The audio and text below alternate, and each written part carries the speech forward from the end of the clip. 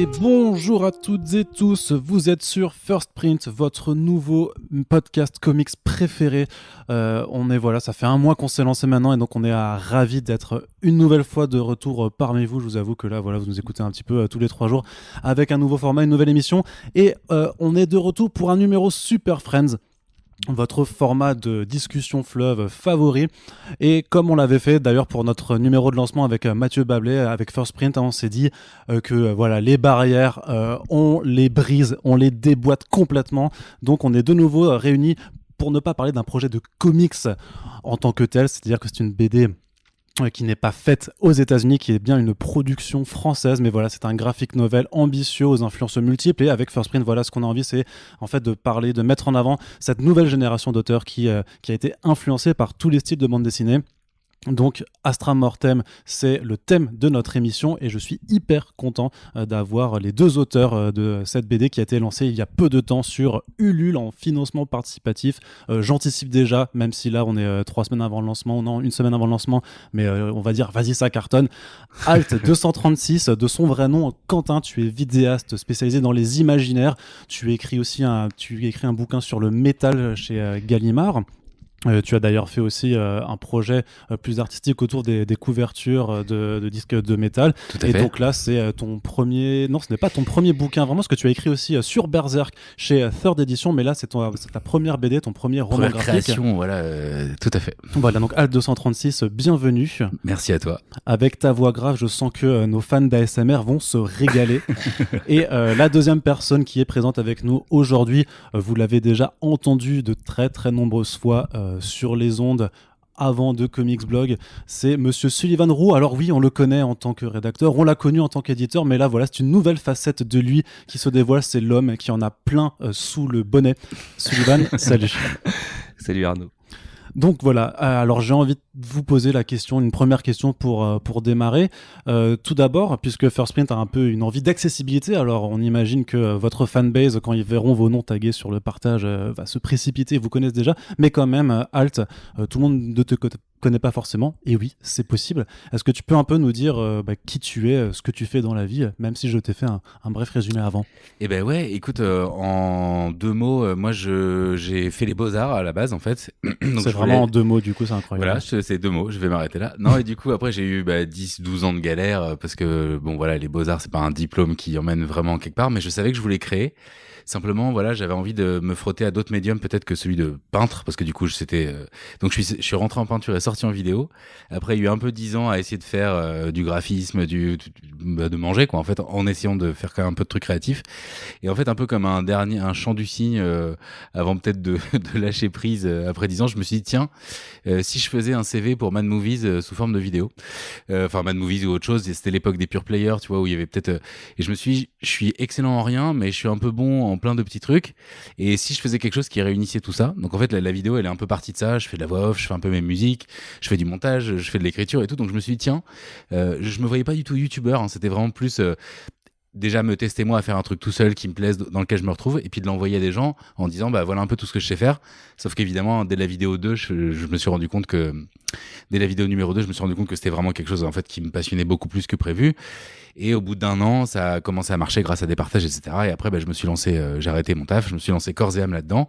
Et aujourd'hui, vraiment, je me suis spécialisé dans les œuvres un peu sombres, on va dire, et avec cette envie de traiter autant d'un Bosch de 1541 qu'un comics sorti la semaine dernière, si j'y vois quelque chose d'intéressant à dire. Et aussi, qu'est-ce qu'il y a dans la tête des artistes, c'est quoi un processus. Alors, c'est pas du tout de la vulgarisation, c'est plutôt de l'exploration. J'essaye de voir, si tu veux, l'imaginaire comme un continent physique dans lequel j'y vais avec ma lampe torche, avec les dangers que ça comporte, l'excitation. Mais voilà, c'est un vocabulaire et une démarche en fait que j'essaie d'avoir, c'est de dire tout ça, en fait, quelque part, ça existe dans notre tête, certes, mais il y a une forme de quelque chose d'existant et je m'amuse vraiment à partir avec mon sac à dos mental à dire qu'est-ce qu'il y a de génial à partager là-dedans. Donc voilà, c'est un peu la démarche qui m'anime et voilà. Et tes univers de prédilection alors? Bah, c'est plutôt, c'est tout ce qui tourne autour de la fascination, on va dire. Donc dans la fascination, je mets autant l'horreur que le fantastique, que tout ce qui est contemplatif, etc. Je dirais que ça va d'un spectre, pour parler plutôt de la BD, qui irait de Métal Hurlant, si tu veux, aux comics américains, en passant par du Junji Ito et du Berserk. Enfin, j'aime bien dès que c'est étrange et que ça m'emmène dans quelque chose qui réveille mon cerveau reptilien ou que ne sais-je. Enfin, là, dès que ça bouge des choses en moi sans que je comprenne trop pourquoi, ça me donne envie d'aller peut-être explorer à ma façon et de le partager aussi. Il y a aussi cette dimension de dire je suis pas pro ni spécialiste, tu vois, je suis pas du tout universitaire, mais j'y mets tout mon cœur pour essayer de ramener des gens qui à la fois sont spécialistes, mais pas que. Mon envie, c'est aussi de dire à des gens qui ont jamais lu ou vu Hellraiser, venez voir, il y a des trucs cool à prendre, même si ça vous paraît éloigné, quoi. Donc il y a cette envie, voilà, de emmener les gens dans des univers sombres et leur dire qu'en fait c'est génial. Très bien. Je passe à droite pour te parler, Sullivan. Justement, est-ce que tu peux nous présenter Sullivan l'auteur plutôt que le rédacteur ou l'éditeur, Wow. puisque celui-là interviendra d'ailleurs dans d'autres émissions. Je fais un petit clin d'œil. Mais du coup, là, Ah bon l'auteur vraiment. Tu ne le sais pas encore. Ne t'inquiète Ok, pas. très J'ai bien. des Bonne plans. surprise, c'est Très bien. J'ai des plans pour toi. Le moi auteur, bah en fait, je sais pas parce que je me considère ni éditeur, ni ex-journaliste, ni ex-libraire, ni ex-spécialiste du fast-food parce que comme Alt, j'ai mangé mon pain noir, il était en forme de burger, mais j'ai fait 6-7 ans de fast-food avant de devenir libraire puis journaliste avec Arts du coup à l'époque et puis éditeur avec iComics et autre chose. J'aime beaucoup Junji Ito d'ailleurs. Moi aussi. Wink, wink. Et c'est un indice. En fait, j'ai toujours un peu pris des notes et tout. J'ai écrit, comme Alt, hein, je crois aussi, des histoires avant celle-ci. Certaines sont en voie de fabrication, d'autres ont été abandonnées, sont à l'état de notes sur mon téléphone, parce qu'en fait, je prends énormément de notes toute la journée, tout le temps, quand je me réveille la nuit, enfin voilà, tout ça.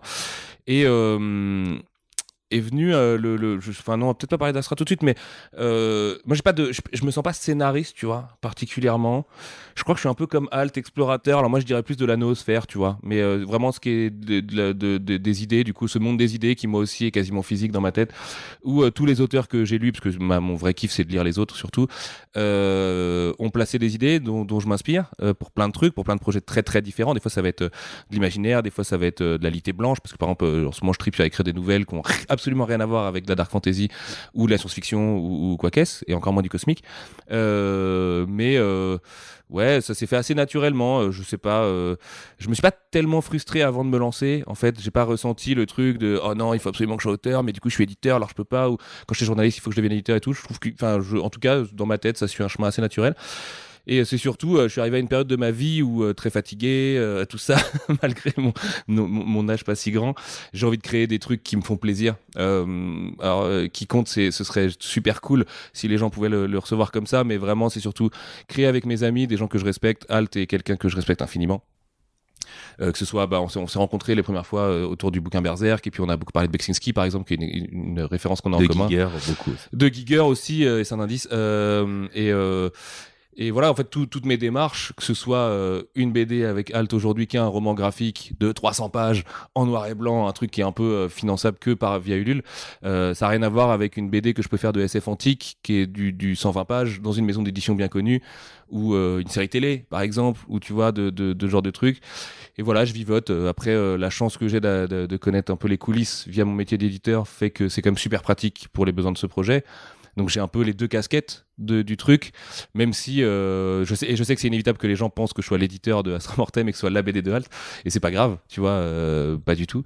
Mais on a pris un plaisir ma boule à créer cette histoire, et voilà, en gros, c'est ça la casquette d'auteur. D'ailleurs, plutôt deux bonnets que deux casquettes quand même. En ce qui te concerne, je me permets ce petit trait ça a changé. parce que voilà, Super Friends, c'est vraiment rigolo.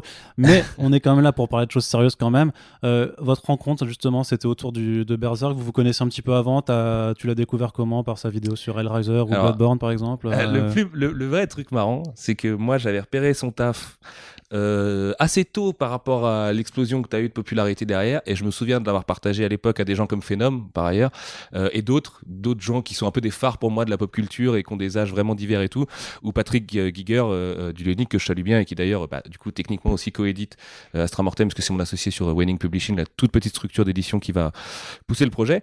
Et du coup en fait je voyais beaucoup de gens être super d'accord avec moi sur le fait qu'il y avait quelque chose de très différent chez ce mec là, et donc je me suis renseigné beaucoup en bossant avec Sœur d'édition sur d'autres projets d'auteurs. J'ai appris qu'il écrivait un bouquin sur Berserk. Moi Berserk c'est un truc, tu vois, c'est comme Alt, ça m'a brusqué énormément. Kentaro Miura c'est un de mes artistes, en plus il convoque à la fois de la culture classique et l'excellence absolue de la séquentialité de la BD. C'est ça qui m'a attiré vers lui, moi d'ailleurs. C'est plutôt le côté mettre du Goya et du Bosch dans ces doubles pages. Pour un japonais, qu'est-ce que ça veut dire et pourquoi est-ce que c'est aussi puissant. Et il y avait une continuité comme ça qui allait complètement dans l'esprit de la chaîne et qui du coup moi m'a touché. Mais c'est parce qu'il a vu ça que moi j'étais comme un ouf, en fait, avec ta première vidéo Berserk aussi qui avait quand même pas mal fait de bruit à l'époque. Et il se trouve que j'allais à un concert Metal Gear Solid avec Mehdi et Nico de Sœur d'édition, avec un ami qui s'appelle Sin Piggyhead sur internet, qui s'appelle Nicolas dans la vraie vie. Et en fait, on sort du concert, on débriefe le truc et tout. Et puis les gars, ils me disent, ouais, putain, on est en train de bosser sur le bazar de Halt, il nous a livré un manuscrit de ouf et tout, il est encore dedans, machin. Je dis, ah ouais, Halt, trop cool et tout. Ils me disaient, on cherche un cover artiste. Et auparavant, je leur avais présenté des gens comme Mathieu Bablet, Guillaume Singelin, Run, et d'autres, Mathieu Moreau aussi, c'est un indice, et puis d'autres gens. Et du coup, je dis à Nico, mais mec, c'est taillé pour toi, tu vois, t'as ton style de grattage, c'est des univers sombres qui te parlent. Nicolas est un illustrateur qui fait beaucoup de noir et blanc et qui est d'une excellence complètement confondante. Je vous encourage à aller voir son Instagram, Sin Piggyhead. C'est vraiment du dot work pour les gens qui voient ce que c'est. Il est tatoueur aussi à côté, donc ça fait sens. Et puis, je les ai laissés un peu se marier entre eux, là, ce nouveau trio, Sœur de Nico, Halt. On l'appelle l'entremetteur. Ouais, c'est ça, ouais. Écoute, Mathieu m'appelait différemment, mais je vais le garder en privé. Rien de salace, hein, je vous rassure. Mais du coup, c'était trop beau de les voir bosser ensemble. Et puis, à la soirée Sœur d'édition l'année dernière, je vois ce mec qui est dehors en train de fumer sa clope et tout, donc je vais le voir, je dis, ah mec, c'est toi Halt, voilà, moi je suis Livan, machin. On avait discuté en DM sur Twitter avant, de théories sur Griffiths notamment, et tout ça, qui était vraiment pour le coup lié au lore de Berserk, comme des gros nerds peuvent le faire.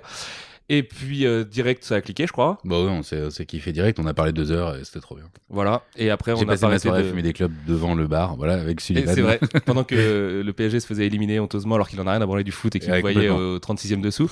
Mais après ça, en fait, on s'est beaucoup revus en soirée ou sur des projets, dont un projet qui arrivera un jour là après, qui devait être notre première collab en fait, qui a pas pu exister à cause du Covid, tout bêtement. Et je pense qu'Astra Mortem, c'est un peu un coup du destin et né grâce à ça aussi. Et voilà, en fait, on n'a jamais trop arrêté. Et puis on a tous les deux repéré ce petit mec qui s'appelle Mehdi Shamsa, dont on va beaucoup reparler là dans ce podcast. Lui en me disant putain, t'as vu ce mec Ouais, parce que moi j'avais approché Sullivan grâce à la chaîne. J'ai la chance d'avoir beaucoup plus d'artistes, même des gens émergents qui me suivent, etc. Et qui sont que je trouve hyper doués. Et en fait, moi je sortais un peu bêtement de 10 ans dans ma chambre à dire ouais, en France le fantastique, pourquoi ça marche pas, etc. Alors qu'on avait eu une telle culture du truc, de Doré à Méliès en passant par Métal Hurlant. Enfin, c'était incroyable. Tout ce qu'on a poussé. Il y a un héritage quand même. Et aujourd'hui, petite Triforce. J'avais l'impression bête que du coup en France on était un peu mou du genou là-dessus, qu'on n'avait tellement pas favorisé ce genre d'univers et y compris dans les maisons d'édition et de prod et de films, etc. J'étais un film d'horreur cool qui sort, 2 films d'horreur cool qui sortent tous les 10 ans, on fait yes, renouveau, et puis plus rien pendant 10 ans. En fait, c'est des coups d'éclat à chaque fois. Ouais, alors, et du coup, moi, j'arrivais un peu là-dedans, bêtement, tu vois, dans mon petit truc, et finalement, je me suis rendu compte que, grâce à la chaîne, à l'émulation, aux gens que j'ai vus, aux gens qui venaient en stream, etc., en fait, il y a un vivier incroyable. Il y a un vivier incroyable en France, et que par la chaîne, j'ai pu pour des vidéos bosser avec des gens. Il y a pour la couve de l'album qu'on a fait, j'ai fait travailler une illustratrice que j'adore, qu'on va refaire bosser sur Astra Mortem. Et du coup, il y avait cette idée d'un coup, bêtement, comme t'as une exposition et que les gens t'identifient comme Monsieur Bizarre, tu vois, j'ai fait une vidéo sur Bekchinski d'1 heure, tu vois, il y avait un côté comme ça, cette envie d'aller vers peut-être des univers un peu moins connus, tu vois. Et en fait, ça a fédéré des gens qui gentiment me suivent, avec qui j'ai fini par sympathiser. Et Mehdi, clairement, j'avais commencé à voir son boulot. Et moi, j'étais soufflé. Enfin, ça faisait partie des trucs dans ma tête où je me dis, si jamais un jour je pouvais écrire, bosser sur une BD ou un truc comme ça, dans l'infini des possibles, des trucs cool à faire, Mehdi, il arrive en tête des gens avec qui j'ai envie de bosser. le fait est que je connaissais Sullivan et je me suis dit, bah tiens, tu bosses dans l'édition, t'es dans des projets un peu plus cool, peut-être plus un peu manga, un peu comics, voilà, des choses qui sont moins BD franco-belge, flexible quoi.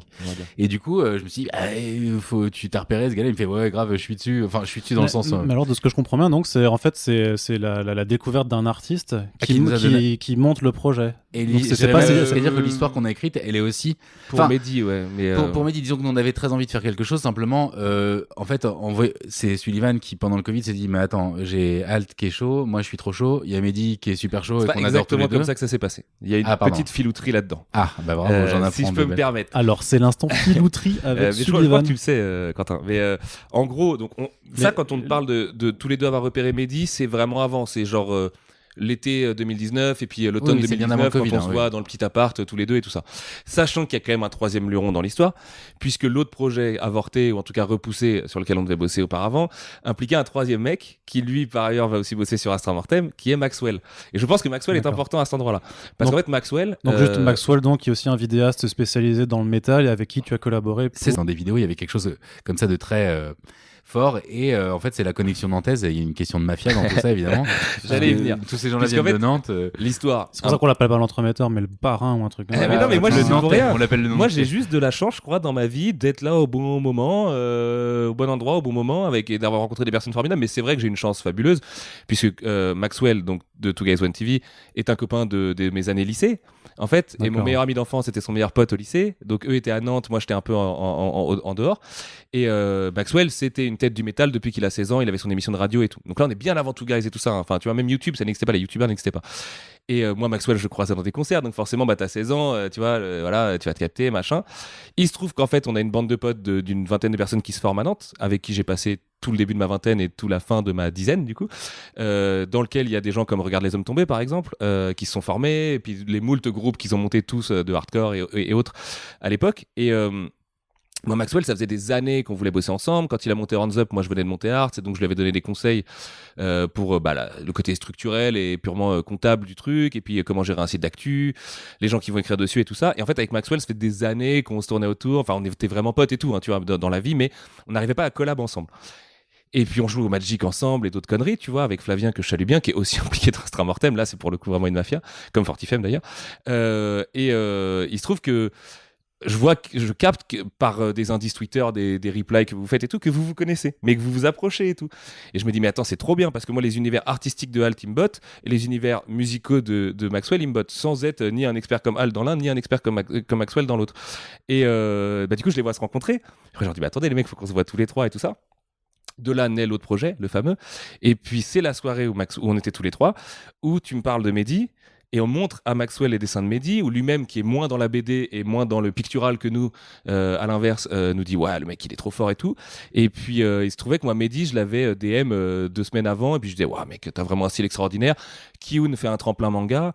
Moi, si tu veux, je connais le mec de Kiyun, je peux lui filer ton dossier et tu passes comme les autres, avec les mêmes règles que les autres. Il n'y a pas trop de cooptation. Ce que je vais dire, t'es en train de nous faire un aveu de. Non, pas du tout. Non, c'est juste que je pouvais montrer directement au boss de Kiyun le talent de ce mec, et Ahmed m'a dit très sincèrement, ouais, mais alors nous, le full noir et blanc, très noir comme ça, bah c'est pas trop ce qu'on cherche dans le tremplin, parce que tu comprends le manga à la française et tout. C'est quand même assez curieux, tu vois, a posteriori, quand tu les vois publier les Tanabe, de se dire que du coup ils voulaient pas de ce style très noir. C'est pas du tout la même chose. Et puis Mehdi, il avait vraiment en tête un tome 1 storyboardé d'un truc, tu vois, lourd et cher à produire pour une boîte qui voudrait faire de la créa, très risqué. Ouais. Je peux comprendre que. Mais donc on discute avec Mehdi. Donc Maxwell était le troisième luron de l'autre projet. Ouais. On pourra en reparler d'ailleurs, ce autre projet. Non, mais même du fait que ça vous a permis de vous consolider un peu autour de Mehdi et du coup de non, mais en fait, ce qui est marrant, enfin moi ça me fait trop rire, c'est que cette mafia nantaise, comme tu l'appelles, parce que Regarde les hommes tombés a percé très tôt. Moi je suis allé de mon côté avec la pop culture, mais il y a aussi plein d'autres gens en fait qui gravitent autour. Et Maxwell avait évidemment Two Guys et tout ça. Et puis t'as même du coup cette mafia s'étend avec des gens comme Perturbator par exemple, tu vois, et tout leur crew là de potos, musicos et tout ça. Tu vois, c'est pour ça que Pertu nous a fait des génériques à l'époque sur Comics Blog et sur Art et tout ça. Bon, il était vachement moins connu. Mais en gros, ça me faisait trop marrer et ça me faisait trop plaisir de voir qu'avec Maxwell, ce truc sur lequel on n'avait jamais mis les mots, était Alt 236. Et qu'en fait, ce mec était le catalyseur de ce qu'on pourrait faire ensemble, parce que sinon, bah, tu vois, nos univers étaient quand même assez éloignés. On avait parlé à un moment d'une collab d'artistes de comics avec le Hellfest, et tu vois, on interfaçait un peu, mais bon, c'était très gentil, tu vois, c'est un peu comme les trucs qu'on a fait avec Blizzard au Hellfest sur World of Warcraft et tout. on s'aime bien, c'est cool, on fait un truc, mais tu vois, il y avait rien derrière de, comme je disais sur l'histoire de la casquette là, de concret qui fait vraiment plaisir en famille, tu vois, d'essayer d'apporter un tout petit truc à cette noosphère. Et en fait, c'est ce soir-là où j'ai eu le déclic de faut qu'on fasse un truc. Et pendant le Covid, j'avais commencé un autre projet BD qui est vite tombé à l'eau parce que le mec que je faisais bosser dessus, on a signé un autre projet avec lui, mais là où moi en tant qu'éditeur. Et donc je me dis putain, faut que je fasse un truc, je me fais chier et tout machin. Je commence à galérer sur le projet de collection. J'aime beaucoup Junji Ito. Je me dis putain, je vais tenter la fistoulette. Je vais aller voir Mehdi et je vais lui dire mec, si je te dis roman graphique avec Alt et moi au scénario, est-ce que t'es chaud? Juste ça, tu vois. Micro-édition, on le fait all DIY. Vraiment, on fait tout nous-mêmes. Mais à ce moment-là, vous aviez quand même déjà une idée de ce que vous allez raconter ou pas? Pas du tout. D'accord. Pas du tout. Okay. À ce moment-là, moi, je savais juste que je voulais bosser avec ces deux mecs-là. D'accord. Et donc, plus comme un éditeur presque. Ouais. Je fais exactement le même message, limite peut-être copier-coller en inversant les prénoms, à Alt. Dans les 5 minutes... Sauf qu'il se gourde dans les prénoms. Et là, un truc de ouf. Genre, dans les 5 minutes, les deux me répondent let's go mec. Mais vraiment un truc, je sais plus ce que vous avez répondu exactement, j'ai jamais relu ce message, mais vraiment un truc de évidemment qu'on y va, évidemment que le côté DIY et tout. Je crois que je vous avais quand même parlé d'ambition narrative un peu style un vieux mec qui se balade dans un univers l'idée entre Blaine et du old Berserk. guy, voilà. c'est un truc qu'il a ramené au début et qui nous a aussi fait cliquer direct dans le sens tordre le trope du héros musclé. Tu vois, l'idée c'était d'avoir quelqu'un qui est presque à la fin de sa vie, tu vois, le chant du cygne, qu'est-ce que tu donnes dans ces moments-là, qu'est-ce qui reste d'un vieux guerrier, quand tu arrives à l'aube de ta vie, le bilan sur ta famille, donc du coup il veut retrouver aussi... C'est parce que vous vous sentiez vachement apathique avec le Covid, le confinement, tout ça, vous disiez, alors non seulement vous avez grave du temps libre pour plancher là-dessus. On n'est pas tous les deux, lui d'un enfant de 2 ans, moi d'un enfant d'1 an.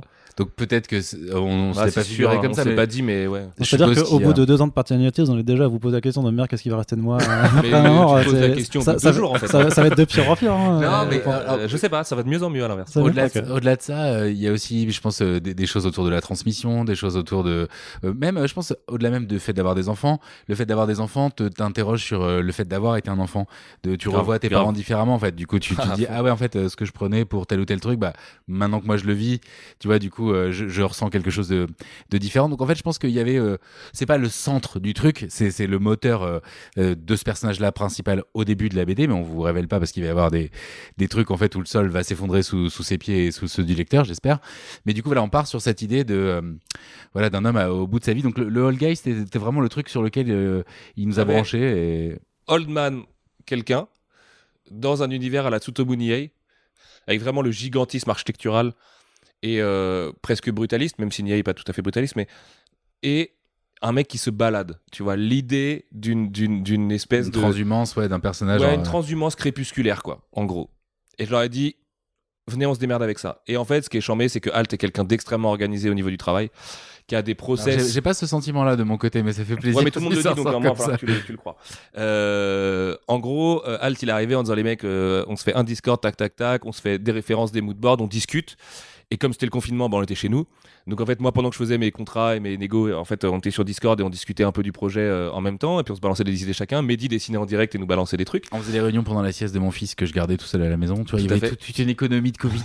Être auteur et papa. Assez fatigant les cris de bébé du coup pendant les coups, mais des deux côtés. Hein. Mais en gros, voilà, pendant 2 semaines, les 2 premières semaines, on était tout feu tout flamme. On a vraiment jeté voilà des choses, essayer de délimiter, si tu veux, les contours de ce qui nous plaisait, les choses qui nous rejoignaient, les choses où on n'avait pas forcément envie d'aller. Mais ça s'est fait en fait hyper naturellement. C'est ça qui est dingue. C'est vraiment du gros brainstorming en fait, même pas. C'est pas un brainstorming genre alors est-ce qu'on fait ça? Non. Est-ce qu'on fait ça? Non. Tu vois, c'est pas le truc. Allez, on met toutes les idées. C'était vraiment en fait très vite. Ce qui est ouf, c'est qu'on s'est retrouvé autour de choses qu'on avait envie de raconter, dans lesquelles en fait on a... Je sais pas, ça s'est fait hyper organiquement, enfin facilement, et c'est peut-être ça aussi le fait que vous ayez des univers de toute façon et des imaginaires qui soient assez proches et que vous vous retrouvez de toute façon sur une envie de bosser ensemble facilite forcément la chose. C'est pas comme si vous connaissiez pas du tout et que en fait vraiment Sullivan aurait été genre un auteur ou un éditeur en te disant bah voilà, je te connais un peu, lui dessine bien, vas-y, essaie de faire quelque chose en fait. Et puis on avait vu le style de Mehdi surtout, donc c'est-à-dire que nous on savait de quoi il était capable, ce qu'il faisait frémir et tout ça. Et ce qui est trop marrant avec cette histoire quand même, c'est qu'on est 3 dessus, donc on pourrait penser que c'est un gloobie-boulga de 3 influences, de 3 machins, et en fait cette histoire elle est hautement personnelle pour chacun de nous. C'est hyper dur aujourd'hui de délimiter qui a apporté quoi dedans, et tous les 3 enfin vraiment on a un peu symbiosé dans un truc bizarre où on forme une entité qui raconte une histoire. Alors évidemment Mehdi la dessine, moi je l'aide au story, Alt chacun apporte des choses différentes, tu vois. Et voilà, on apporte tous vraiment des choses très différentes, et on s'est quand même beaucoup échangé sur des influences et des références. On peut le dire, hein, Trignac, Piranèse, Clive Barker, Bekchinski, Giger évidemment, Berserk, mais bon, c'est vraiment le lieu commun. Berserk, Rosinski. Rosinski, le grand ouais. pouvoir du Schninkel avec Mehdi, c'est un peu un des trucs qui, enfin, évidemment que l'idée c'est pas du tout de faire un truc dans le genre, mais ça fait partie de ces BD noir et blanc, one shot que tu prends à la Époque bibliothèque. Métal Hurlant. Tu le prends à 14 ans alors qu'en fait il faut avoir 18 pour le lire, tu vois, tu te prends une énorme baffe. Surtout que moi je connaissais Torgal et du coup en fait c'est une réinterprétation de 2001 avec le Seigneur des Anneaux, en gros c'est un peu cette espèce de mashup. Franchement c'est incroyable. Ils l'ont colorisé plus tard, mais voilà, c'était un truc noir et blanc que moi j'ai lu gamin qui m'a fait vriller, tu vois. J'ai fait ah ouais, ça peut être ça la BD aussi, tu vois. Et J'adorais avec Mehdi, Torgal. j'étais tous les deux au taquet là-dessus, alors que moi, à l'inverse, j'avais ni lu le Schninkel, ni Torgal, à part quelques tomes dans mon CDI, où tu vois, un truc vraiment à l'arrache. Il a Enfin, fait un truc qui victoire fait pas depuis, partie de Là, ma noosphère, quoi. Je te juge de ne pas avoir lu Torgal. Ouais, mais du coup, ça y est, c'est rattrapé, tu vois, clairement. évidemment. Et puis, bon, bah, j'ai pris la branlée, et puis je me suis dit, mais en fait, c'est l'évidence, enfin, tu vois, genre, on est évidemment dans le sillage de ces mecs-là, et enfin, pour moi, ils font partie de Métal Hurlant, hein, tu vois, ils sont pas dedans, mais c'est Métal Hurlant quand même. Et surtout voir Van Hamme écrire un truc comme ça, c'est très drôle quand tu connais le reste de sa carrière. Lui qui était banquier d'affaires et tout, avoir fait un truc assez phénoménal chez Torgal. Et cette référence-là m'a vachement aidé moi aussi en découvrant derrière, parce que moi j'arrivais vraiment avec un truc plus comics, alors que Mehdi, lui, faisait du manga de son côté. Et comme on est français, on est forcément dans cette grande coupole franco-belge. Et en fait, notre BD, c'est pareil, on s'est pas posé la question de savoir ce que c'était. Et on sait pas ce que c'est aujourd'hui. L'édition classique a un format plus proche du comics, avec un découpage plus proche du manga, avec de facto une nature française, enfin franco-belge en tout cas, qu'on maîtrise pas trop. C'est ça qui nous a séduit chez Mehdi aussi, je rebondis là-dessus, parce qu'en fait son dessin il est un peu au confluent de plusieurs choses. Il y a de la trame de manga. Mais c'est pour ça aussi qu'on est sur First Print pour en parler. Bah Parce ouais, que ouais, ça, c'est comme le but du podcast aussi, c'est de casser en fait les cases au sens Moi, propre c'est comme le au sens but de ma figuré, vie quoi. dans la BD. Enfin, tu vois, c'est vraiment. Moi c'est le but de ma vie en vidéo. Arrêter, enfin ça paraît tellement fonçage de porte ouverte, ça en est un peu triste. C'est bien parfois d'avoir des repères, mais c'est bien aussi d'essayer de s'en affranchir. Ouais, complètement. Et puis il y a cette idée on est quand même à une époque où on peut court-circuiter. C'est-à-dire que du coup, il y a plein de désavantages à ça. T'es tout seul, tu peux faire des bêtises et tout. Mais en même temps, il y a un truc hyper libérateur de dire quelque part, on peut aller directement toucher les gens que ça pourrait intéresser et du coup, de notre côté, gagner une liberté incroyable. Et tu vois, ces chapelles, c'est un mot très flou, mais qui est un peu les usages qu'on fait parce qu'on a peur de faire autre chose. En plus, en France, j'ai l'impression ça bouge un peu chez certains, mais on est assez frileux, dans le sens où si t'es un vidéaste, tu fais des vidéos, tu vas pas t'amuser à faire de la BD. En fait, non, moi je suis complètement contre ça. Et en même temps, on voit plein de. Alors bon, c'est pas du tout la même qualité, mais on voit plein de vidéastes qui se sont lancés dans leur BD ces déjà, derniers temps. j'ai pas envie de taper sur quiconque. Il y a des projets qui sont faits avec plein de sincérité. D'autres peut-être moins, je sais même pas, je pense que tout le monde est un peu sincère. C'est juste pour te dire on que les connaît pas tous, hein, les projets en l'occurrence. Donc, oui, non mais c'était juste pour te dire que si en tant que vidéaste, on te valide quand même le fait de pouvoir faire de la BD, parce que même quand tu fais de la vidéo, t'es auteur aussi quelque part, donc tu fais de la mise en scène, tu fais de l'écriture. Et puis j'ai fait un peu de fiction aussi, en fait pour l'histoire aussi, pourquoi est-ce que c'est venu de là, c'est que j'avais fait un pilote d'une série fictionnel qui s'appelait Maelstrom, et avec 0 €, je l'ai fait dans ma chambre avec une espèce de vieille VHS et tout, et du coup il y avait l'idée de dire est-ce qu'on peut faire quelque chose, ça sera jamais produit ce que j'ai en tête, je le fais chez moi, et à la limite si jamais les gens surkiffent et me disent ah vas-y on veut t'accompagner, peut-être un petit Kickstarter, je sais pas, j'avais cette idée là. Et en fait très tôt j'avais bossé chez Beats pour Arte, et du coup le producteur de Beats, qui est quelqu'un que avec qui je m'étais super bien entendu, m'a dit attends on peut le vendre, pars pas tout de suite sur YouTube tout seul, etc. Et là c'est trop cool, c'est un mec que j'adore, je bossais avec Gilles C là-dessus, on a bossé avec une scénariste qui est super et tout aussi, mais ça fait 2 ans que France TV nous fait développer le truc, tu vois, et que peut-être on va aller voir d'autres gens, je sais pas, etc. Mais en gros tout ça pour te dire que ça va peut-être se faire, mais il y a une inertie que tu te prends dès l'instant où tu veux jouer le jeu, en fait, et ce qui est normal, hein, tu passes dans des process décisionnels de ouf, etc. Et en fait, plus il y a 2 personnes impliquées, plus ça va prendre du temps, hein, de toute façon. Alors... Ouais, et il y a cette idée de dire, en fait, je suis pas persuadé. En fait, il y a aussi le moment de dire, si tu veux faire ton truc, fais-le. On a une chance aujourd'hui qui fait qu'on est à un moment de nos vies où on a envie de dire des choses, où on a la chance peut-être d'avoir des gens qui nous font l'honneur de nous suivre, et où peut-être si on propose quelque chose de libre, sincère, fort, un peu radical aussi, il y a cette idée-là de radicalité positive, de dire en fait on a envie de faire un truc très très dark, noir et blanc, on a envie de mélanger de la dark fantasy et une partie de SF antique un peu étrange.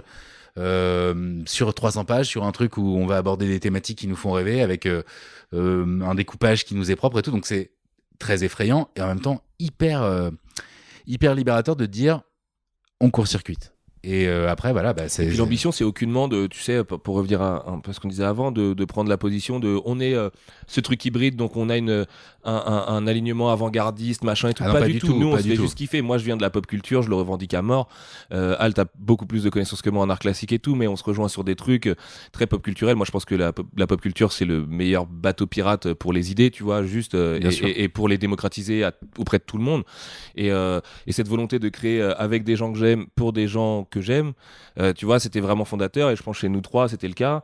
En plus, quand même, tous les deux, on a la chance d'avoir nos tafs à côté et vraiment lancer un mec comme Mehdi, moi c'est un truc que je pense que toute ma vie je serais fier de ça, tu vois, parce que c'est un mec qui a vraiment un talent extraordinaire, un parcours qui l'est encore plus, c'est un mec qui humainement est hyper touchant. On s'est fait pas mal de sessions d'écriture et une où Mehdi est venu à la maison où en fait on a passé 4 jours à dessiner non-stop, à être tu vois dehors cet été, à juste écrire, passer des idées au tamis, tu vois, sans ego en plus chacun, parce qu'à un moment quand je balance une idée pourrie, elle me dit ton idée elle est pourrie, quand son idée elle est pourrie, j'ai ton idée elle est pourrie, et en fait tu dors et le lendemain tu dis mais en fait cette idée là en fait elle est pas pourrie, c'est juste que t'as vu, faut peut-être le mettre là dans la structure du truc, et en fait et ça ferait plus sens par rapport au parcours et tout, et ça s'est fait de manière très comment Naturelle. dire naturelle et puis presque organique, bienveillante, hyper cool. En fait, il y a un truc qui est chouette aussi quand tu vieillis, parce qu'il faut bien que ça ait des avantages.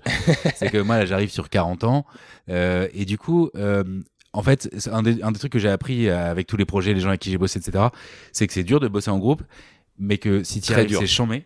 Et qu'en fait, avec l'âge, tu sais très vite.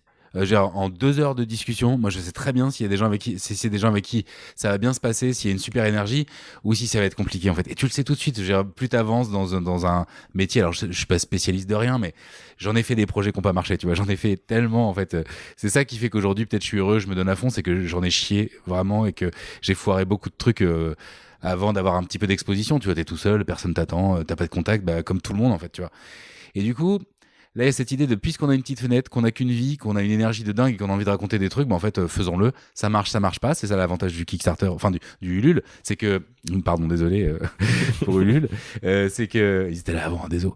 Mais du coup, c'est que, bah si ça marche pas, tu vois. Et bah si ça rencontre pas son public, bah on le prendra avec humilité en disant, bah on a essayé, on l'a fait avec tout notre cœur.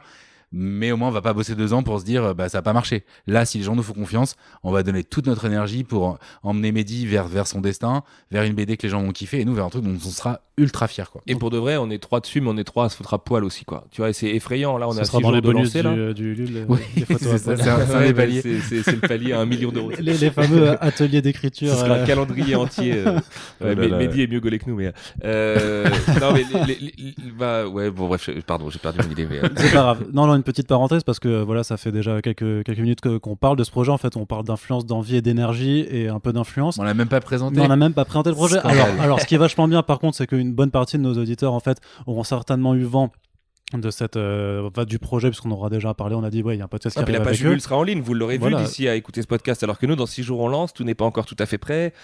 Pour l'instant, c'est la grosse fébrilité de l'avant qui est géniale, mais Il est y a beaucoup 22h, là, quand on finit le podcast, faut qu'on appelle Mehdi pour des retours sur un visuel hyper important. Enfin, tu vois, on est vraiment dedans. Hier soir, on a fini le call à je sais pas quelle heure. Enfin, tu vois, c'est aussi un taf monstrueux qui fait peur, où on a nos propres doutes à chacun qui vont se mettre dans le truc. Et puis, tu sais, plus t'arrives dans la dernière ligne droite et plus tu te reposes les questions du début. Enfin, tu vois, tout ça, c'est inévitable. Et en fait, c'est cool parce que tout est réglé avec une bienveillance de nous deux envers on l'autre. veut la même chose. Et puis il y a vraiment un truc, j'aime pas trop ce terme, mais il y a un côté dictature de la meilleure idée. En fait, c'est que tu disais ton idée c'est de la merde, mais on s'est jamais dit ça en fait. À chaque fois, c'est ouais, attends, c'est intéressant. Alors attends, comment je le processe? Bah, ce que j'aime bien là-dedans, c'est ça. Ça, je suis un peu moins fan parce que j'aurais plus vu ça. Et en fait, bah, t'écoutes et tu fais, bah, en fait, ouais, t'as raison, ça c'est mieux. Et mon petit bout, il était pas mal. Et en fait, je sais pas, ça se fait tellement. Et puis le chiffre impair, mec, très important, puisque en fait Mehdi, c'est notre meilleur juge aussi. C'est-à-dire que moyen de trancher sur des arbitrages, on va dire. Mehdi, son histoire, il la raconte par le design, par exemple. C'est-à-dire que bah nous, le scénario, c'est vraiment nous deux, mais en même temps, Mehdi a amené plein d'idées. Ouais. Quand il te parle de quelle arme doit porter le mec et que tu dois le changer à un mois de lancer le projet, bah tu vois, tu te poses une vraie question qui a un raisonnement pictural et technique, tu vois, et structurel dans l'approche de tes pages, et du figé, de l'action et tout ça, et puis narratif de facto. Et ça, c'est trop bien parce que ce mec qui prend nos idées dans la tête et vraiment frontalement, parce qu'on s'est pas du tout retenu sur le déluge d'idées. On a 300 pages, c'est gigantesque pour une BD. Ça pourrait en faire peut-être 600, tu vois. Après, c'est une question de décompression narrative, certes, mais on s'est vraiment pas restreint. Histoire Mehdi, de pas épuiser ton artiste en plus, dès le mais ça départ, c'est une ouais. vraie réflexion aussi, C'est c'est-à-dire une que vraie sacrée réflexion. demain on a la chance, encore une fois avec le côté famille, que Mathieu Bablé passe du temps avec Mehdi aussi pour le préparer, de mec, là tu vas partir dans un tunnel de violence envers toi-même, de ta 300 pages à taper en plus d'un an. C'est violent. Moi, j'en ressors avec Shangri-La et Carbone, et il faut que tu le sois. En fait, j'aurais bien aimé avoir les conseils que je vais te donner pour que tu sois prêt. Parce que je dis pas que Mehdi sous-estime le truc du tout, mais c'est vrai que Mehdi, il est ultra positif. J'ai jamais Il dit est en qu'il mode dira jamais non. shonen Et tout, quoi. de l'enfer, tu vois, genre. C'est sa carte de visite, et en même temps, c'est un projet où on s'éclate tous ensemble et tout. Et en même temps, bah, nous, on veut le préserver parce que c'est dangereux, littéralement. Le burn-out, ouais. c'est dangereux. Ah oui, clairement. Et s'il nous pète au milieu, bah, on est mort. Et tu vois. Et c'est pas du tout le but. Hein. Le but, c'est que lui s'éclate. Mais c'est voilà aussi, c'est ça qui est génial, c'est que comme on prend le projet depuis le début, c'est pas une édition qui met des trucs et tout. C'est on va être clair avec les gens, on va bien expliquer le projet, etc. Et puis le but, s'il faut que ça prenne 2 mois de plus pour une question de santé mentale, ça prendra 2 mois de plus. C'est Et clair. les gens seront très bienveillants. On le dira dès le début du projet pour dire voilà, c'est une grande aventure, vous nous accompagnez.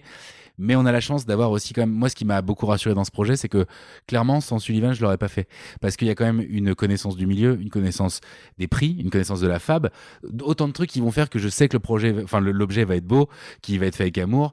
Et que même, tu vois, Sullivan, au niveau du découpage, c'était inestimable. Moi, j'ai des trucs sur la compo à dire, sur les influx, sur mon ressenti de lecteur.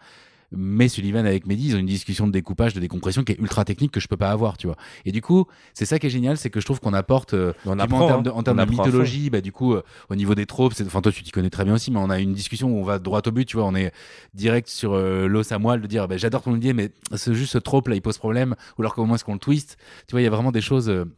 On va peut-être. Qu'est-ce qui a déjà été fait? On va plus droit au but avec, entre guillemets, j'aime pas le terme d'expérience, ça veut rien dire, mais avec notre âge et le fait qu'on ponce ça depuis 20 ans. Donc, du coup, à un moment, tu finis par avoir des idées, des choses que t'aimes pas.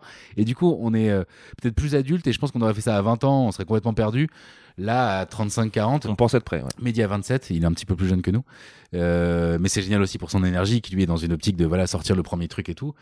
Mais du coup, c'est génial. En fait, il y a eu une espèce de cadeau de la vie qui fait que ça marche, en fait. Et du coup, des fois, ça marche pas avec la meilleure volonté du monde.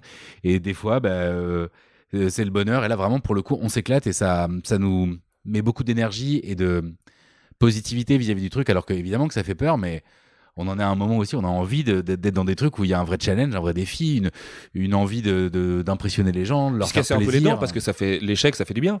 Aussi, tu vois, des fois, on a des échecs tous les jours quand on parle de storyboard, quand on parle de machin, c'est des essais en fait. Échec, c'est totalement un peu fort, mais on passe par plein d'étapes et tout ça. On a des discussions qui parfois vont être de remise en question, qui parfois vont être dans du détail, des fois vont être vraiment sur l'approche beaucoup plus macro et tout. Et vu qu'il m'a saucé juste avant, je suis obligé de le saucer aussi. Alt, il a un talent que moi j'ai pas du tout et c'est pour ça que je ne fais qu'écrire. C'est que Alt arrive à transformer ses visions et ses idées, qui sont pour moi des couleurs et des formes assez floues dans ma tête, en moodboard, en application totale parce qu'il sait dessiner et qu'il sait faire de la 3D, il connaît les perspectives et tout ça. Et que du coup, quand tu balances des idées, des influences, Alt, il te sort un moodboard qui est exactement pinpointé ce que tu voulais et auquel Mehdi dit évidemment. Il y a souvent des Cénobites dans les moodboards. Il y a un petit truc de Cénobites, effectivement. Et Mehdi, il est quand même assez proche de toi par rapport à l'utilisation des moodboards et tout. Vous êtes super d'accord sur plein de trucs. Moi, j'ai découvert plein d'artistes aussi grâce à eux. Et en fait, t'apprends. Enfin, tu vois, vraiment, juste t'es à l'école et t'apprends. Moi, avec j'apprends juste deux copains. avec eux deux aussi, parce que si tu veux, la BD, c'est un truc que j'adore. J'adore l'analyser, mais je l'analyse par les thématiques, par la symbolique, par les choix, par en quoi est-ce que c'est original par rapport à d'autres mythologies, comment c'est construit. Mais j'ai pas de connaissance de l'art de la BD, tu vois, qui lui est un truc il pleut. Voilà, la pluie s'invite dans notre podcast. Ça, je sais pas si on l'entendra dans le fond Mais en sonore, tout mais cas, c'est bien parce que ça joue sur l'ambiance. Ouais, le truc. petite ambiance. On va parler un peu de l'histoire C'est après, ça. ça sera très bien. Voilà. Ouais. Et donc c'est ça, je sais plus exactement sur quoi j'étais en train de conclure, mais la pluie nous a. Alors, de toute façon, je crois qu'on pourrait parler 10 heures du projet. Non, moi j'apprends l'art de la BD, moi j'apprends énormément, c'est ça qui aussi m'a donné envie de me lancer dans le truc. C'est que quelque part, un projet où c'est complètement balisé, enfin moi ce qui m'excite dans un projet, c'est de me lancer aussi un peu dans des Uncharted Territories et de dire, tiens, comment je vais pouvoir amener ma patte, ma vision là-dedans et la marier avec des gens que j'aime beaucoup et qui apportent une énergie géniale, quoi. Donc bon. Alors voilà, donc maintenant on y est parce que j'arrive à vous faire avoir une petite pause parce que quelle énergie on la ressent quand même. Mais voilà, on parle beaucoup. pour ceux qui sont complètement perdus en disant mais de quoi il parle et tout. Alt, est-ce qu'en 30 secondes t'arrives à faire 30 secondes, pas de problème. à nous dire. Donc 30 secondes, c'est pour pouvoir mettre l'extrait avec Ocha, tu vois, c'est Bien technique de marketing. Mais vraiment voilà, Astra Mortem, Qu'est-ce que c'est ? Qu'est-ce que c'est ? Astra Mortem, donc c'est un roman graphique, 300 pages noir et blanc, avec une vraie tentative de faire quelque chose de ténébreux. On va suivre un héros, comme on le disait tout à l'heure, qui est un vieil homme. Donc déjà, il y a quelque chose qui va être assez... qu'on veut essayer de faire assez original. Et c'est un homme donc, qui va bientôt mourir, probablement. Sa femme est décédée. Il a été un grand soldat, il est plus grand chose maintenant. Il est dans une contrée un peu excentrée. Et en fait, sa société s'est effondrée autour de lui. Sur son voilà, il y a eu un espèce de déclin. guillemets. Donc lui, vraiment, c'est pas très joyeux son point de départ. Et sa fin de vie. Et en fait, comme il est un peu dans cette idée de chant du cygne, il a un truc qui vraiment le pèse depuis des années, c'est que sa fille a fait une formation en fait pour devenir barde. Alors on va pas spoiler ce que c'est, mais barde c'est pas Assurance Story. C'est pas Assurance Story du tout, mais il y a une dimension entre le combat et le chant et le fait de raconter des histoires, de transmettre la culture. Donc voilà, elle est partie se former sur une île étrange et elle est jamais revenue à une formation et du coup Une sorte de pèlerinage aussi, de transhumance pour le coup. voilà, et là lui du coup clairement pour la faire courte, avant de mourir il veut savoir si elle est toujours en vie, il veut la voir. Alors l'histoire commence comme ça va aller beaucoup plus, en fait c'est vraiment un prémisse, et puis même il y a volontairement un trope un petit peu pas du tout damsel in distress, mais un peu ce côté voilà, le père un peu paternaliste qui veut quelque part se soulager un peu de savoir ce que sa fille est devenue, et ça va très vite exploser en vol aussi pour des choses. Ah ouais, on lui fait un German suplex à la damsel in distress pour le coup. Ça Voilà, c'était vraiment et c'est un truc qu'on voulait faire ça aussi fait plaisir. justement parce que on estime qu'on a aussi envie de on veut faire de la dark fantasy avec tout ce que ça suppose de choses qu'on a envie de cocher, dans le sens où c'est des choses qui nous font rêver depuis des années, donc évidemment qu'il y aura des choses qu'on s'attend à voir dans la dark fantasy, mais déjà ce twist SF dont on réserve un peu le secret et les thématiques, les choses qui vont se passer dans la trajectoire des personnages, on a vraiment bossé pour essayer de faire quelque chose qui nous satisfasse. Et pour bosser sur d'autres projets à côté, par exemple en série, etc., la trajectoire des personnages et le fait, l'empathie que tu as pour eux, le fait que leur quête, elle est vraiment quelque chose dans lequel tu te retrouves, c'est vraiment ce qui est le plus dur à faire en fiction, en fait. Faire un univers qui est un peu fou, faire des méchants qui ont de la gueule, etc., c'est des choses que peut-être tu fais un peu plus facilement. Mais avoir des personnages où quelque part, même quelqu'un qui n'est pas dans la dark fantasy et qui a envie de voir tous ces classiques et des épées et tout, va se dire, en fait, ça m'a touché cette histoire, alors même que de loin, comme ça, il y avait quelque chose... qui était peut-être hors de ma ligue, mais en fait c'est la trajectoire des personnages, l'empathie que tu as pour eux, et de dire finalement, peu importe que ce soit quelqu'un d'aujourd'hui dans tel contexte ou quelqu'un il y a 1000 ans dans un monde imaginaire, je peux me retrouver en lui.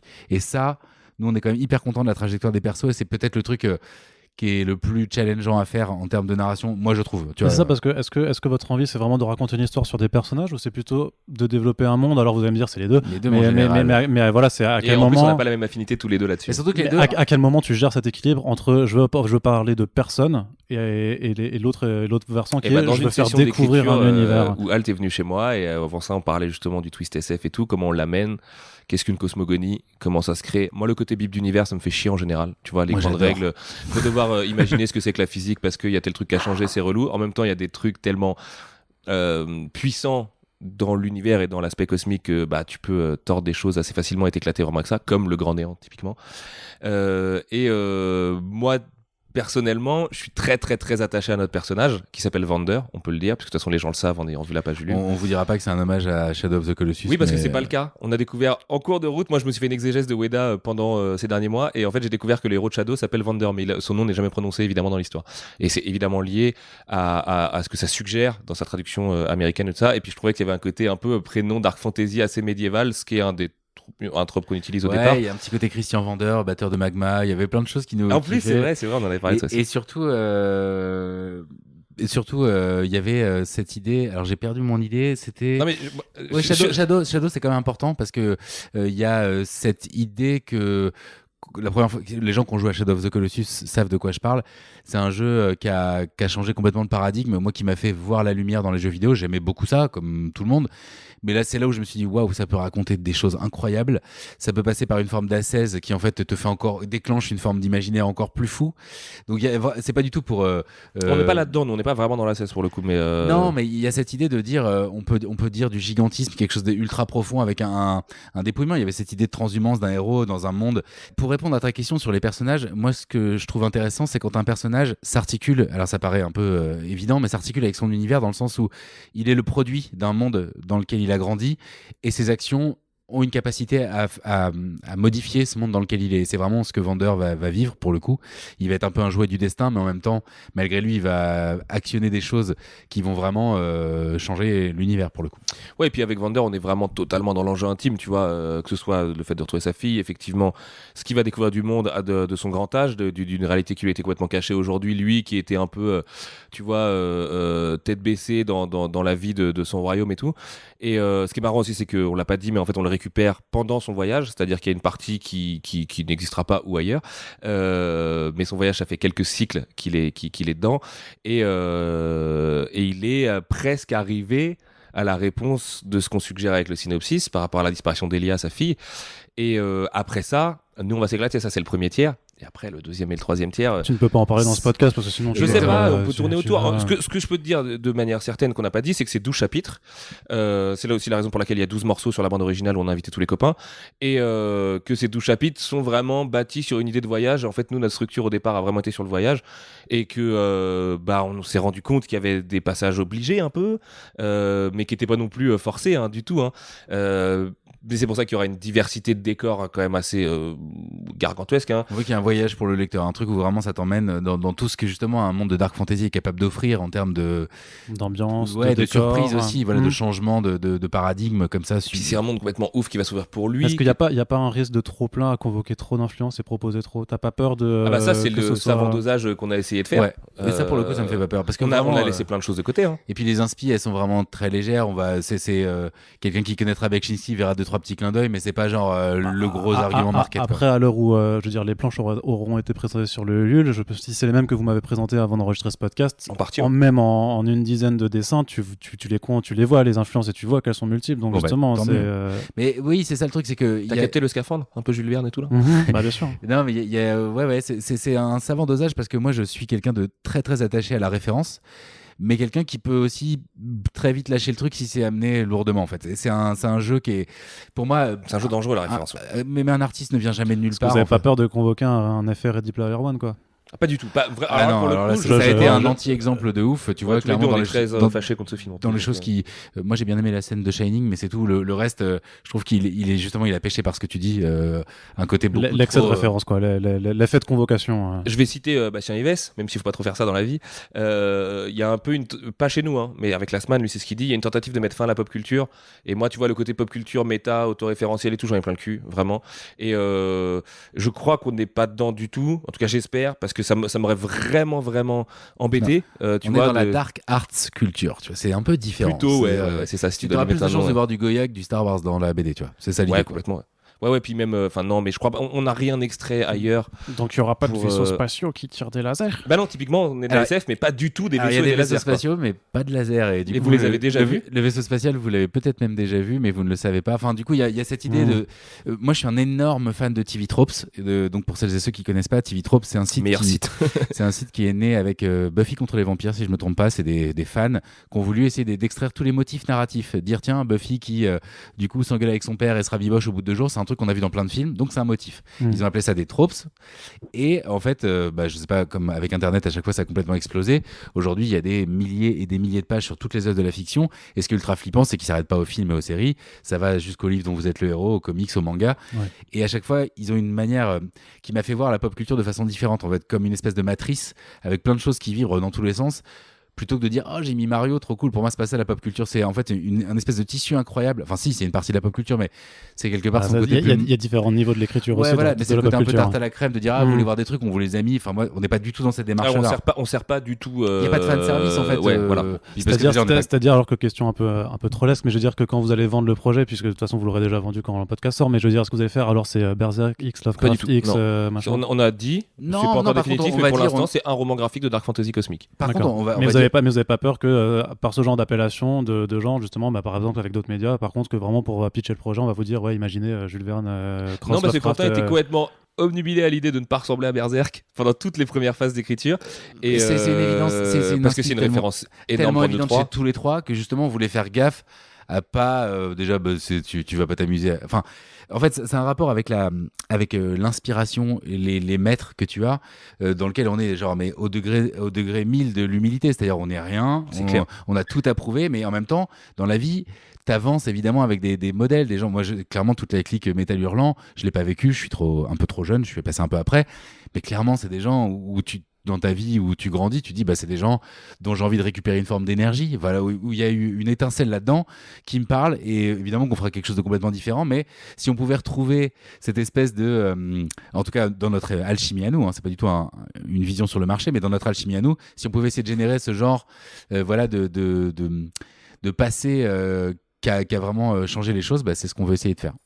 C'est-à-dire qu'en fait, il faut aussi maintenir une forme d'équilibre entre ce que tu veux mettre des autres qui existent déjà et en même temps essayer de créer ta propre patte. Complètement. Mais parce qu'en même temps, si on vous dit c'est le nouveau Berserk, vous serez content quand même, non? Même si t'as voulu t'en détacher absolument. Ouais, c'est pas ça qu'on a envie d'entendre. Oui, mais oui, on peut pas le prendre mal en tout cas. C'est sûr. Attends, t'es ouf, Kentaro Miura, genre c'est Dieu le père et tout. Non, mais non, on serait juste hyper heureux que les gens nous disent on a kiffé, c'était génial, trop cool. C'est notre seul objectif, tu vois, vraiment. Après, évidemment que c'est ce que je disais tout à l'heure. Pour moi, un artiste, il vient pas de nulle part. Ça n'existe pas. Quelqu'un qui naîtrait de la cuisse de Jupiter. L'inspiration n'existe pas non plus. C'est le travail qui fait ça. C'est le travail, c'est lire les influences, c'est lire les maîtres, c'est de prendre des grosses claques et dire si un jour j'arrive à faire 1/1000 de ce qu'ils font, je serai heureux. Et puis t'avances, et puis avec le temps, les choses deviennent meilleures. Tu remplis ton frigo d'influence, tu le vides de temps en temps en écrivant une histoire, tu vas mettre d'autres choses dedans, et tu vois. Et puis des fois il y a de la malbouffe, des fois il y a des trucs super gastronomiques et tout, et puis tu fais ta tambouille avec ça. Et puis je rejoins un peu ton idée de noosphère, c'est-à-dire que nous on est plus à aller puiser dans l'inconscient collectif en fait, et qui du coup est commun à tout le monde, et où dedans il y a autant du Mario que du Bekchinski et du Goya, et c'est juste que les idées elles vibrent déjà depuis des siècles ensemble. C'est quel angle tu donnes dessus, qu'est-ce que tu mélanges qui a jamais été mélangé. Enfin, je crois pas à la création pure, le truc qui sortira de nulle part. Donc évidemment il y aura plein d'influx, mais on va tout faire pour que aimante, amoureuse, tu vois, que les gens. Moi quand je vois typiquement dans Kentaro Miura, quand il y a la double page Berserk, il redessine une partie du jardin des délices et il fout son petit perso à la table en minuscule, quoi. C'est complètement ballsy de faire ça. Enfin, ça sort de nulle part. Tu pourrais lui dire t'as copié un truc de Bosch, mais à aucun moment tu te dis ça. Tu te dis juste ok, c'est une déclaration d'amour, il essaie de montrer quelque chose. Donc on va pas y aller aussi frontalement que lui parce qu'on n'a pas son talent, sa renommée. Je crois que j'ai un exemple concret. Je pense rien spoiler de l'histoire dessus, mais par exemple Piranèse, c'est un truc qui nous bruse tous les trois. Ouais. Moi, puis même Piranèse, l'histoire du mec et tout, c'est un peu comme le Caravage, puis Bosch et tout. Enfin, tu vois tous ces mecs vraiment à l'ancienne. Donc pour les gens qui sont déjà assommés de toutes les références invoquées depuis le début de ce podcast, Piranèse, c'est les prisons. Comment expliquer Il appelle ça les carcéries, c'est les prisons imaginaires de Piranèse. C'était un graveur hyper doué qui faisait des trucs très propres. Il réinventait un peu des trucs antiques. Il a fait des pyramides mélangées à des colonnes grecques. Tu vois, un truc un peu fou. Et un mec a ouvert une porte, comme dirait Alt. Et un jour, il a pété un plomb. Je sais pas ce qu'il lui a appris. Il a décidé de faire un truc très différent de ce qu'il fait d'habitude. Donc c'est quand même de la gravure, mais c'est un trait complètement passionné, un peu fou, étouffant, complètement bizarre, où il a fait des prisons imaginaires avec des étages, on dirait Hellraiser en fait 400 ans avant. Il y a un petit côté panopticon aussi, mais voilà, mais qui est pas dans la forme. Il y a du Hellraiser genre 500 ans avant et c'est complètement fou. C'est-à-dire que Clive Barker c'est peut-être inspiré de. Bien sûr, mais c'est sûr, 100%. Il s'est inspiré de Piranesi et Escher pour faire son Léviathan. Escher aussi à fond. Et du coup voilà, c'est des gens qu'on adorait. Et Trignac aussi, il est complètement Gérard Trignac. Si vous ne connaissez pas, tapez Gérard Trignac dans Google Images. Faites-vous ce plaisir. Et du coup clairement, il y a une prison à un moment. Dans notre, on vous en dit pas plus, mais il y a une prison antique un peu folle. Clairement, on a dit, on veut que on sente du Piranesi là-dedans. Mais on a réussi à le twister. C'est pour ça qu'il porte un scaphandre, par exemple. Et on le twist différemment aussi par rapport au lore et tout ça. Mais ne préviens pas que le twist est avec le scaphandre, sinon les gens vont s'attendre au twist et ils seront plus twistés. Non, parce que je crois que ça va. C'est dangereux ça, ce que tu fais. Mais voilà, après ça va être à Mehdi, et c'est là où aussi il y a quelque chose de cool qui se joue, de dire prends ce que t'aimes dans Piranèse et fais ta version, fais quelque chose qui appelle à ça, mais on se dit pas ah oui il a repris telle case de Piranèse. Enfin, c'est vraiment un dosage, c'est un truc qui doit se sentir.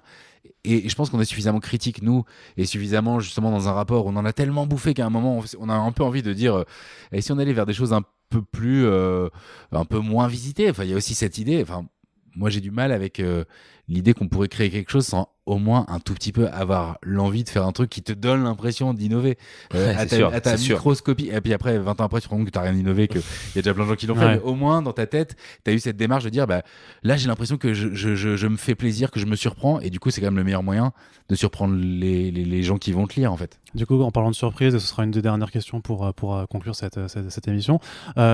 justement, c'est facile pour vous de surprendre encore. Il y a tellement maintenant, il y a tellement d'auteurs, et tellement d'artistes, il y a tellement de choses qui sont tous les jours. Je veux dire, par rapport à la surproduction des œuvres, au final, ce qui est génial parce que ça permet à plein de gens créatifs de s'exprimer. Donc c'est vachement bien ce que vous faites techniquement. Mais vraiment, est-ce que c'est possible de faire quelque chose de neuf aujourd'hui? Moi, clairement, c'est ce qui m'a empêché d'écrire pendant des années. C'est ce truc de qu'est-ce que je pourrais apporter qui n'a pas déjà été fait, ou qu'est-ce que j'ai à dire dont les gens pourraient se nourrir, qui n'est pas déjà dit par d'autres, qui est mieux dit. Pour le coup, vivre, enfin, tu vois, des fois, avoir des potes qui sont des putains de génies, comme je sais pas, Damasio, Bablé et plein d'autres, en fait, c'est un frein aussi, hein, mentalement. Tu te dis, mais je peux pas aller face à ces mecs-là, genre, non, tu vois, petit moi, je ne peux pas faire ça. Et c'est aussi rassurant pour ça d'être à 3. Ouais, et puis il y a un truc en fait où il y a un moment, je rebondis parce qu'il y a un moment en fait, nous, même si on parle de ça, des refs et qu'on a envie d'en mettre plein, c'est absolument pas notre moteur en fait. On est justement en train de sortir ça, de dire il y a un moment, il faut arrêter de se poser des questions et de voir tout. Enfin, c'est pas du tout pour se comparer, mais je pense que Moebius, il s'est pas dit ah putain, il y a eu De Vinci, c'est mort, je dessine pas quoi, tu vois. Enfin, il y a un moment en fait, faut aussi dire merde, faut voler amoureusement les gens, il faut dire Picasso, on peut pas faire mieux, faisons autre chose. Enfin, tu vois, il y a ce côté aussi. Ça n'a aucun sens. À un moment, on peut pas faire mieux ou machin, tu vois, genre on n'est pas là pour classifier les choses. Tous les gens qui créent à un moment, qui vont au bout d'un truc, ils font la paix avec ça, en fait, à un moment, je pense. Sinon tu deviens fou et puis tu fais un truc où tu interroges sans arrêt ce que tu fais. C'est marrant ce que tu dis parfois, ce qui est un peu gangrène, notamment lié de la BD franco-belge, c'est que chacun est persuadé de faire un chef-d'œuvre à chaque fois, alors qu'il faut justement essayer de juste dire en fait, je vais faire mon truc, et qu'importe après le ressenti, et qu'importe. Et c'est complètement notre démarche. On a tout approuvé, on va donner le meilleur, le maximum, mais on est vraiment. Ça paraît pas comme ça parce qu'on est hyper excité, qu'on est à fond dedans et qu'on veut vendre le truc. Il faut de l'énergie, il faut de l'énergie, mais jusqu'au bout. Mais en soi, on y va avec vraiment juste l'envie de faire un truc dont on soit ultra fier et qui nous excite. En fait, le mot il est là. Si t'arrives à créer quelque chose et que ça t'excite, dans le sens vraiment, t'as des petits papillons dans le ventre, tu dis putain, cette idée, j'ai envie de la voir. Enfin, si t'as pas ça, déjà ça sert à rien de se lancer. Et si tu as ça, tu sors de la ref en fait. T'es dans une envie, un truc séminal qui sort de ton inconscient, de ton envie. Et je pense que après ça va se tasser. Et puis ces papillons d'excitation créative, là, ils viennent remplacer les papillons de peur. Et en même temps, la peur, elle n'empêche pas l'appréhension. C'est-à-dire qu'on flippe quand même de la réaction des gens face à notre univers. Et la peur est un moteur, en fait. Truc. La peur, elle te pousse à aller vers le truc pas facile, vers le truc où tu dis attends, on peut aller plus loin, on peut faire un truc plus fou, plus. Ouais, c'est la peur qui te pousse à sauter le précipice pour voir. Voilà, elle n'est pas paralysante pour le coup parce que. Juste pour conclure, moi tu vois, je dis souvent pour ma chaîne YouTube, tu vois, alors j'ai eu la chance que ça ait marché à mon échelle, je touche du bois tous les matins, je me pince et tout, mais je me dis que la vraie qualité que j'ai eue, c'est un jour de me dire vas-y, sors une vidéo en fait. Donc en fait l'énergie elle est là, si tu dis je veux faire ce truc là, il faut que ça sorte et on va le faire. C'est ça le vrai truc qui change la donne. Le reste après tu t'adaptes, tu travailles ensemble. Il te faut une étincelle pour déclencher ton Big Bang créatif. Ouais, c'est ça en fait. Y aller, se dire on y va, on y croit. J'aime pas trop l'image de Big Bang créatif. Il va jamais finir ce podcast. Parce que ça sous-entendrait que t'as un moment, un déclic et tout. Moi, je l'ai pas. Enfin, perso, je l'ai pas du tout ressenti comme ça. Ouais. C'est-à-dire que ça a mis des années où les histoires que j'avais en tête me réveillaient la nuit. Et pourtant, j'allais pas au-delà de la prise de notes et tout ça. Bon, déjà parce que j'étais dans un contexte de santé pas propice et tout. Puis Art, tu connais. Était très très prenant. Mais ça s'est pas du tout passé par un Big Bang. Ça a été long, lent, douloureux, et en même temps des fois super cathartique. Des fois t'es catatonique. Il y a aussi un truc hyper important, tu ne peux pas écrire que quand t'as de l'inspiration. Ça, je pense que si les gens doivent entendre un truc, c'est la vérité vraie. Si tu comptes sortir un truc un jour, il faut que tu saches écrire dans les moments où tu n'es pas inspiré. Et après, là, ça devient plus de la routine de travail et tout, mais c'est-à-dire que le truc qui te motive quand t'es inspiré, mais qui est facile, entre guillemets, à sortir, je sais pas, ça peut être une page de script où tu sais que t'es à l'aise dessus, et garde-la pour le moment où t'es pas inspiré, ce sera le meilleur moyen de démarrer ta journée et de retourner à cet état d'inspiration qui est super dur à trouver parce qu'en fait, ça met des heures aussi, des fois, de se remettre dans cet état où t'es dedans. Moi, enfin, notre univers s'appelle Usra, on peut dire ça, des fois, ça met des heures de retourner sur Usra, quoi. D'accord. Et puis moi, enfin, j'ai carrément fait une vidéo dessus. Je ne crois pas à l'inspiration. Par contre, je crois à ce que tu as dit, être dedans en fait. Je crois à des moments, je crois à des fois où t'es crevé, des fois t'en as trop plein la tête, etc. Mais je crois pas au truc où t'es là et tu fais oh les gars, j'ai la super idée. En fait, c'est des heures de travail de dire attends, ce personnage, il y a un truc qui va pas. Là, il y a du brainstorm, là, il y a des choses. C'est comme avec les artistes, on leur dit mais comment vous faites? En fait, ils disent en fait, je dessine quoi, c'est tout. Tu travailles, c'est le taf. Voilà, qui pour sortir un design qui défonce. Des fois, il fait 5 croquis en fait. Et en fait, c'est ça le truc. Et nous, c'est ce que tous les gens ne voient pas en fait. Pour taper une ligne de synopsis qui nous plaît. On est passé par 2 heures de discussion sur un truc pour arriver à quelque chose, dire ok là on tient un truc qui nous plaît tous les deux, et c'est un peu ça notre logique, c'est si ça nous plaît à tous les trois, et c'est que on est peut-être proche de quelque chose de bien, ce qui n'empêche pas l'étincelle du high concept qui est aussi un autre truc de l'écriture, ça c'est autre chose, où le jour où Alt est arrivé avec le high concept cosmique chez moi, j'ai direct vu l'étincelle, tu vois, et qui m'a créé moi-même l'étincelle. Et donc, j'ai dit, attends, et si ça, et si ça, et si ça. Et lui, il m'a dit, ok, mais du coup, ça, et du coup, ça, et du coup, ça. Ouais. Et au bout de 2 jours et demi, 3 jours, on avait un truc dont on était assez fier, qui a rebougé dans plein de sessions derrière, et dont on est fier aujourd'hui. Mais il y a aussi ce truc de, tu vois, tout ce qu'on. Du métier à tisser, un truc qui est vraiment un truc plus de fourmi, ça n'a jamais été genre yes, j'ai tout, allez, bim, ça sort. Non, c'est juste, moi je crois aussi vachement à un dernier truc qui s'appelle le back-office. Je sais pas si c'est un beau terme pour décrire ça, mais en fait, c'est ouf comment. Parfois, quand tu travailles pas et que tu es chez toi, en fait, tu as des trucs qui taffent et en fait, tu te rends compte que 3 jours après, en fait, le sujet que tu avais, le problème que tu avais, il a évolué et qu'en fait, tu vois beaucoup plus clair. Ça cogite derrière de façon inconsciente et puis ça revient à toi. Ouais, et ça, en fait, moi, ça me fait vachement ça et du coup, c'est plus. Surtout avec ton surmoi, quoi. Un truc, tu vas être persuadé que c'est une super idée le lundi, le jeudi, à force de réfléchir, tu sais, tu l'as laissé de côté parce que ta vie a fait que tu as dû le laisser de côté. Le jeudi, tu reviens, tu fais, non, pas trop, tu vois, ou alors, en fait, ça a déjà été fait, ou c'est pas vers là qu'il faut que j'aille parce que ton instinct dit c'est pas vers là qu'il faut que j'aille. C'est normal de refaire une scène 3-4 fois. Et en fait, des fois, moi, il y a des scènes qu'on a décidées qui sont pas ma version préférée du truc, mais elle est vachement plus logique dans l'ensemble du machin et tout. Faut aussi avoir une sorte de détachement presque, en fait, de recul par rapport à, faut se laisser à de la ta place structure tous, narrative. Tu vois, que tout le monde y trouve son compte, c'est aussi un truc qui est hyper important, qu'il y en ait pas un qui sente un peu lésé parce que et vraiment ça pour le coup je suis très heureux parce que pour le coup c'est ce que tu disais tout à l'heure qui est très vrai, c'est que tous les trois pour des raisons personnelles et par des biais différents il est hyper intime, enfin on a réussi à aller vers quelque chose qui est intime et qui veut dire des trucs pour nous et je pense que c'est important, les gens le percevront pas toujours parce que des fois tu vois ça fait des rêves juste à toi, mais je trouve ça quand même beaucoup plus cool si tu mets ça dans ton œuvre de dire quel que soit ton destin, nous en tout cas on l'a fait avec les tripes quoi. Elle nous parle, on la défendra bec et ongle parce que c'est ça qu'on voulait faire. Un mot de conclusion pour Astra Mortem, Sullivan. Wow. J'espère sincèrement que les gens qui écoutent ce podcast et qui ont déjà vu la page Ulule et qui ont peut-être backé du coup et auquel cas merci déjà, infiniment. Si vous avez backé, merci de vous nous êtes soutenir, ça, littéralement le moteur du truc, plus que jamais, plus que dans les trucs d'édition que je fais encore à côté, vous êtes déjà les moteurs du truc et tout. Et vous êtes quelque part bien plus flippant et motivant qu'un éditeur en fait. On dit souvent un public d'enfants, tu vois, moi quand j'étais prof, un public d'enfants, si t'arrives à intéresser une classe d'enfants, c'est ce qui est le plus dur. Ça c'est pas pour comparer les enfants, mais dans le sens tu pourrais croire qu'en fait plaire à un éditeur c'est le gros truc. Je trouve ça beaucoup plus impressionnant et attirer motivant. La curiosité des gens, attirer la curiosité des gens difficile. Et leur plaire, ça fait beaucoup plus peur que quelqu'un qui va dire ah oui c'est en noir et blanc, on pourrait le marketer comme ça, qui va peut-être voir autre chose, tu vois.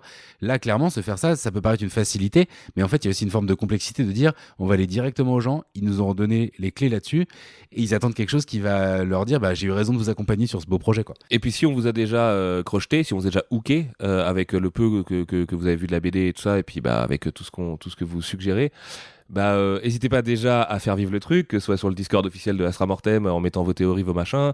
Nous c'est le plus beau cadeau que vous pouvez nous faire, vraiment en tant que créateur, de voir des gens qui regardent les indices que tu laisses et puis qui ont une émulation, qui sont excités par le truc, c'est génial. Ça c'est un énorme plaisir. On ne la fera pas à la Blizzard en prenant vos idées qu'on va trouver meilleures que les nôtres, parce que c'est sûr que ça va arriver, on va rester quand même chevillés à notre structure qui maintenant a quelques mois. C'est un engagement que tu prends, ça? C'est un engagement que je prends. Même s'il y a un gars sur le Discord a la meilleure idée du monde. Ouais, franchement, ouais. Par contre, du coup, j'irai lui parler. Ultime, enfin vraiment bravo. Faut qu'on travaille ensemble. J'espère que vous avez envie d'en savoir plus, si vous êtes du coup déjà hooké, horrible ce mot. Et puis j'ai hâte de vous en dire plus sur les paliers qui sont peut-être pas encore dévoilés là, où il y a une très très grosse surprise à un moment donné. Qui va inviter d'autres gens. D'ailleurs, on n'a pas du tout cité tous les gens qui travaillent dans le projet, mais bon, vous les verrez petit à petit sur la page. Ouais. Et puis c'est peut-être pas tout avec Astra Mortem. Enfin, tu vois, nous on a des idées pour le futur. Pour l'instant, on n'en est pas là du tout. Mais voilà. On a écrit quelque chose qui pourrait clairement prendre des suites, des choses, mais on a des formes différentes. Quoi. Mais on a aussi, c'est très important, écrit quelque chose parce qu'on est réaliste et raisonnable. Tout le kiff est dans le one shot quoi. Après il y a des portes, un one shot. Il y a des un début, une fin, une résolution. Il y a pas de alors c'est un truc, une trilogie que dalle. Non, c'est un truc, ça va apprendre et c'est en entier comme le Schnickel. Donc là aussi, Al, tu prends un engagement, pas de spin-off si ça marche de ouf. C'est pas ce qu'il a dit. Non, c'est pas ce qu'on a dit. J'ai dit d'accord, voilà. S'il ne devait non, j'ai pas dit ça. La question piège. J'ai dit s'il ne devait pas y avoir de suite quelle qu'elle soit, il y aura pas d'autres Kickstarter aussi si on est conscient que c'est un en tout cas pas sur ce projet. Moi c'est un truc que je veux parce que c'est aussi quelque chose de faire appel pas sur une suite en BD. Voilà, pas sur une suite en non, ce que je reparle, c'est que voilà, les gars en disent beaucoup trop sans trop en dire. Non, parce qu'il y a rien de concret là-dedans. Il y a que des discussions vagues avec des gens avec qui on aimerait travailler, c'est tout. Non, l'idée c'est juste de dire on fait un truc qui marche. One shot, vous avez signé pour quelque chose, vous l'aurez, et il n'y a pas de ouais mais vous aurez la suite et les trucs cool ils sont après. Non, c'est un truc entier. Après on a laissé évidemment des portes ouvertes. Ok, très bien. Bah écoutez les gars, Et merci de nous avoir invités. Et merci surtout à cette Philippe rencontre. Mardeau c'est- et longue vie à First Print. Grave. c'est mon rôle en tant que média pour faire vivre ce genre de créations qui sont tout aussi importantes dans le développement d'une nouvelle pop culture et d'une pop culture qui s'affranchit des cases au sens propre comme au sens figuré. Merci Sullivan, merci Alt d'avoir accepté cette Merci à invitation. Donc Astra Mortem, c'est en ce moment sur Hulu, il ne reste que quelques jours, enfin voilà, c'est Une trentaine. voilà, donc il y a encore le temps, mais donc voilà, n'hésitez pas à y jeter un œil. Dans la description, vous aurez en vrac un peu toutes les références qui ont été convoquées dans cette émission, parce que oui, elles étaient nombreuses, et vu que tout le monde parle très très vite, peut-être que vous n'avez pas tout suivi. En tout cas, j'espère que ce numéro de Super Friends vous a plu une fois de plus. N'hésitez pas à faire vos retours sur les réseaux sociaux, un petit peu partout, de partager surtout le podcast. On est un média indépendant, donc nous avons besoin d'exister avec vous. Et bien entendu, même si vous avez donné déjà toutes vos économies pour Astra Mortem, n'oubliez pas que nous, pour vivre aussi, nous avons besoin de soutien. Donc ça se passe sur Tipeee. Le moindre euro peut nous être utile. On remercie déjà tous ceux qui se sont lancés dans l'aventure depuis le départ. Et je vous dis à très bientôt sur First Print. Salut! Merci Arnaud, à Salut. bientôt. Ciao.